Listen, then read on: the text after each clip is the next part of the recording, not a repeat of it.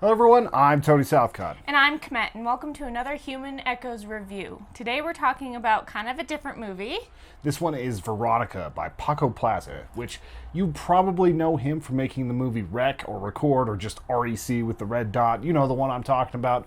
Really cool found footage movie. Yeah, so if you hate subtitles, this isn't going to be a movie for you. If you're like us, and we kind of dig on a lot of these foreign horror movies that just ride along with it, I don't think there's any dubbing that is for this movie, at least not on the Netflix version, but we're going to get right into our review. Mm-hmm. So I found this movie actually off of a TikTok. People are talking about that it is so disturbing that only 1 in 100? Yeah, 1 in 100 people, and that if you have a weak heart, you shouldn't watch it. And I'm going to start out by saying that that's kind of BS. Like, I would say that that's more of an indictment on a movie if you say only 1 out of 100 can watch it. It's not bad. I'm not going to say it's bad at all. Like, just don't tell people 1 in 100 can finish because it's so scary. Yeah, it's definitely a gimmick, and I got to say that this movie did not need the gimmick to get people to watch it at all. It's not like Antrim where it needed that little extra push. This is just a solid horror movie. This is a good possession movie. And we've covered a lot of possession movies on this channel. A lot. Yeah, we've covered it like sometimes week after week accidentally. There's a lot of different possession movies that we've covered. The things that this movie had that were a little bit stronger was, although it had Catholicism as its backing, it wasn't necessarily the standard Christian demon takeover. It did have a Ouija board. It had some of the conventional things. But I felt like there was more of a connection to the main character here. Her struggles outside of this were better. And that it was just a more well put together movie that didn't rely on weird like contortions and things like that to be good. Yeah, there was not really any gore. There wasn't contortions like he said. I think it was just a solid storyline and amazing acting. Yeah, the acting was definitely fantastic, especially from the main girl. Her name was Sandra Escacina. And she did an amazing job. She's only 19 now. This movie came out in 2017, so one of her earliest works. I think she's going to be around a long time, especially in Spanish cinema. Don't know if she'll come over here at all, but we'll see. I hope so. She did an amazing job. And this movie takes place in the very early 90s, and I have to say that it's one of the better period pieces of horror that I've seen in a while. They made it feel like it was made in the 90s. It looked like it was really from the 90s. Yeah. It didn't try to lean too hard on that either. Usually with period pieces, you're seeing things that are super trendy from back then, like all over the place, instead of what the average style was. Mm-hmm. Like in 15, 20 years, whenever they make movies about this period, every single woman's going to have a side shave. Or like guys are going to have like man buns and things like that. It's going to be the only thing you see because they always overcompensate. I feel attacked.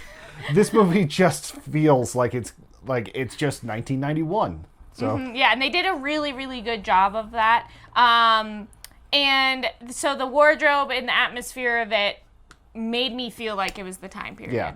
And like you feel like you're in Spain. You feel like everything's just like clean and well done. The storyline here is supposed to be a true story. This is something where there's actually police reports in Spain that detail the possession and the things that the police saw. And all of these police ended up like transferring or wanting to get out of it afterwards. There's some really strange things that happen here that lend a little bit of credence to the story. I'm more of a skeptic, so I'd have to see a bit more of it to really, really know if I believe any of it.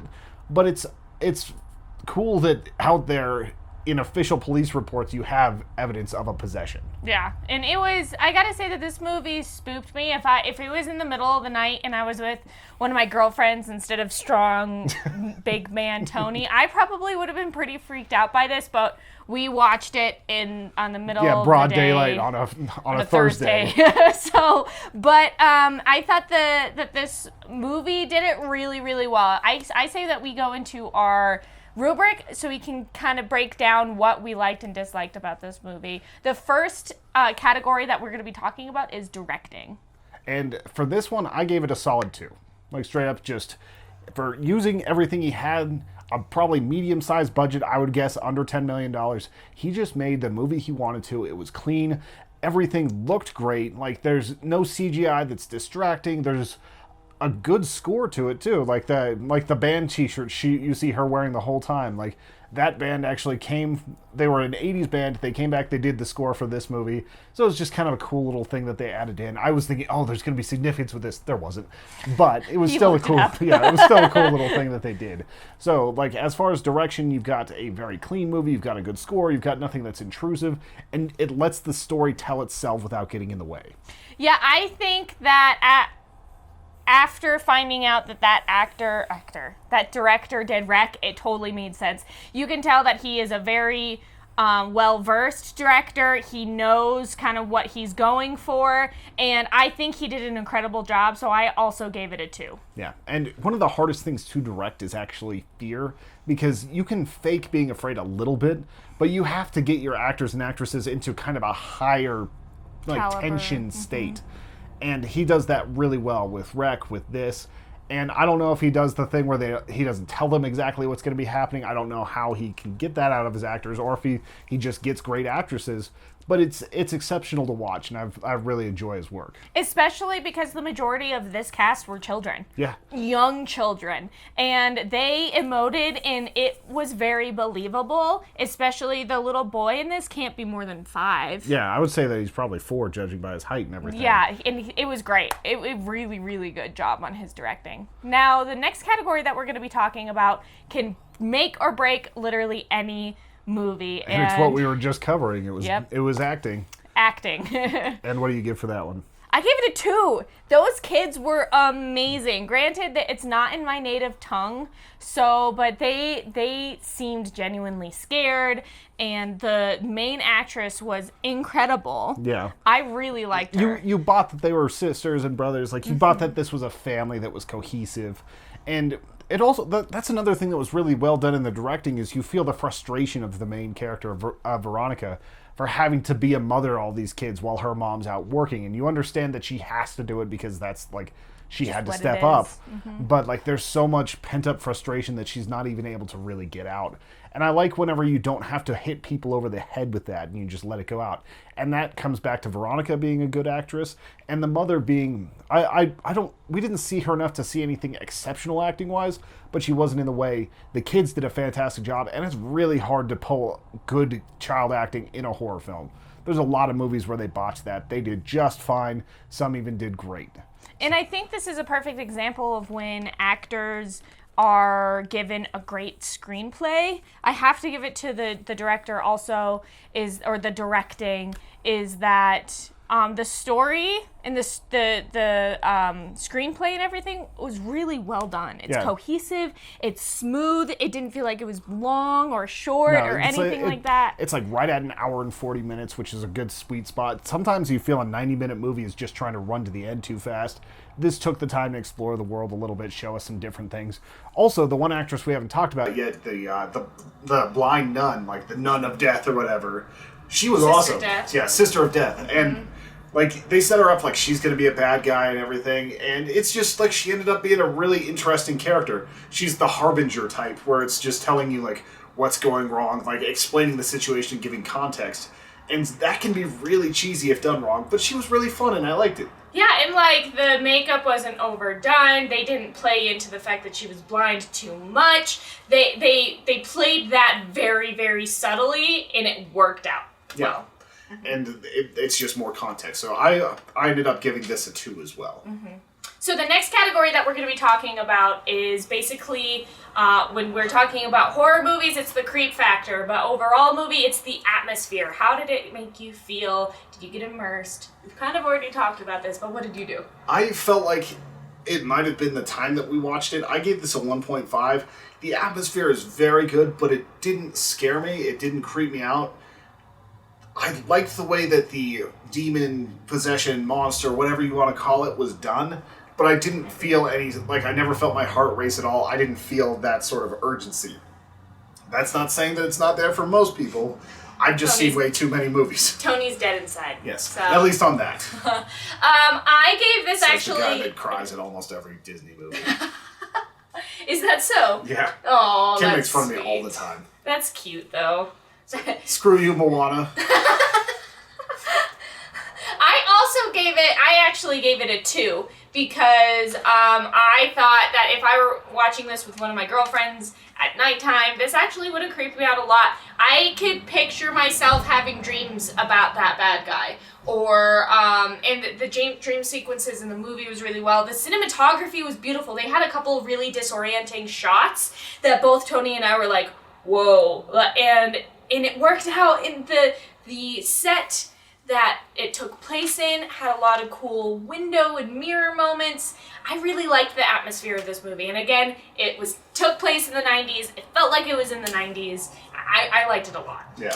It's sort of a Mike Flanagan feel, which is very much a compliment from us. Like as far as like the type of movement, horror, action, all that. Yeah. And as far as like what the bad guy was able to do, it's like they did the perfect amount of just out of the frame, just like keeping things a little bit separate so you don't overdo it. So they did a great job with that. Yeah. The first time you actually see the bad guy, Tony, I think you were looking up something. But he didn't catch it, and I did, and I was like, oh, God, no. Yeah, I was looking up stuff on the movie because I get very curious about making of stuff sometimes. Like, I honestly need to just, like, turn off my phone and throw it somewhere so I can get more immersed. An hour and a half would probably be worth it at that point. So the next category is simple of rewatchability. Is this something that you're going to be able to watch again next week? In 6 months, a year, never? What was your rewatchability on this? This is the category where I got lowest. It's not that it's not rewatchable, it's that it just told its story and it was done. I gave this one a 1, and I honestly think I probably will show it to somebody else, but I'm not in an urgent mode where I have to run home and tell people. Mm-hmm. So I also gave it a 1 because, like Tony said, it did tell its story. I don't think that there's a lot that needs to be seen as foreshadow or in the background of this movie, which is what ultimately is a rewatchability notion for me. That being said, I am going to text a couple of my friends and be like, you guys should watch this movie because it's really, really good. And I think that it has a perfect level of creep and scare and calm moments and whatnot. So I gave it a 1 for that. Yeah, and the last category, you guys already know what we're going to score for this. Did we like it? I gave it a 2. I actually only gave this a 1, and bear with me. I really, really, really liked this movie, but it is in subtitles, and I have dyslexia, and it is actually extremely hard for me to watch movies that are in a different language when there's subtitles because I don't read that quickly, and so sometimes I can miss some of the context, and I actually had to ask Tony what they were saying from time to time because I literally couldn't read fast enough. That's not a knock on anything else. That's me being a little bit more nitpicky. If this was in English, I would have given it absolutely a 2. Yeah. But my brain just doesn't work the same as other people's. Like we said, that's not a knock on the abilities of this director or the actresses, anyone involved. That's just sometimes it's a little bit harder. Mm-hmm.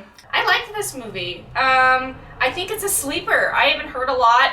Maybe you'll be seeing stuff on it on TikTok in the future. I hope so. I recommend it to everybody. If you've seen this movie, let me know what you think of it. I'm excited to see more from this director. If I ever see his name pop up again, I'm 100% going to be watching his stuff. His next one's going to be Abuela, so I think that's the grandmother, something like that. Yeah. So that'll be the next one that's coming out. This is available on Netflix right now. I think it might actually be a Netflix original. They might have bought the rights to it permanently, so check that. As a side note, one of our favorite movies from the Overlook Film Festival came out on Amazon Prime. The Vast of Night is available for you guys to watch, and we highly recommend going and checking that one out. That movie is great, so you should check out this one and that one. Comment down below, like and subscribe, and if you want to talk to us about horror movies, join our Discord where we will talk to anybody, literally. Yeah. Hope you guys have an awesome week. We will see you with more reviews. Bye. Bye.